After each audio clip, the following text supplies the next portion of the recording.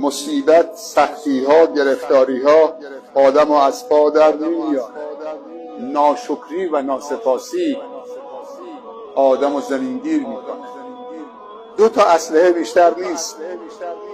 در سختی ها اسلحه صبر و در خوشی ها و نعمت ها اسلحه شکر. در حقیقت یک اسلحه هست، فقط شکره. صبرم شکره. این که در سختی و مشکلات و مصیبت ها و آزمایش های سخت خداوندی ما زبان شکر داشته باشیم، کار خدا، شکر خدا، راضی به رضای خدا. در حقیقت انسان شاکر صبوره.